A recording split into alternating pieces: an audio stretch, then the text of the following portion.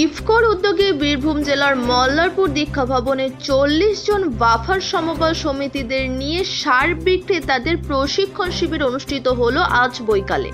উক্ত অনুষ্ঠানে উপস্থিত ছিলেন ইফকোর রাজ্য বিপণন প্রবন্ধক ডক্টর প্রকাশ দত্ত, সমবায় দপ্তরের আধিকারিক প্রাণতোষ চট্টোপাধ্যায়, ভেনফেডের আধিকারিক প্রবীর কুমার দত্ত, ইফকো এমসি আধিকারিক সৃজিত কুণ্ডু এবং ইফকো বীরভূম জেলা আধিকারিক সুশান্ত ব্যানার্জি, চয়ন ভট্টাচার্য সহ মল্লারপুর নৌসভার কর্ণধার সাধন সিংহ।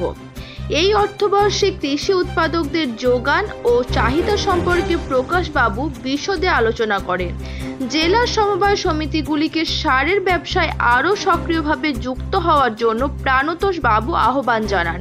ড্রোন প্রযুক্তি এবং ন্যানো প্রযুক্তিকে চাষির কাছে আরও বেশি গ্রহণযোগ্য করে তোলার জন্য সমবায় সমিতিগুলিকেও বিভিন্ন কর্মসূচি গ্রহণ করতে হবে, এ বিষয়েও সুশান্ত বাবু আলোকপাত করেন।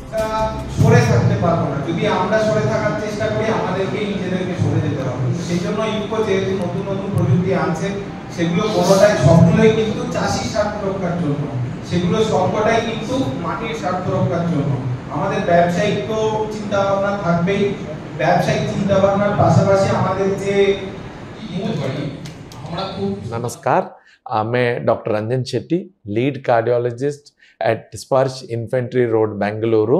मैं इस बार कलकत्ता आ रहा हूँ 28 जून को। उस दिन मध्यग्राम में सुबह आपका लिए कंसल्टेशन के लिए मैं मिलूंगा। जिनको भी हार्ट का प्रॉब्लम है, I am happy to see them there.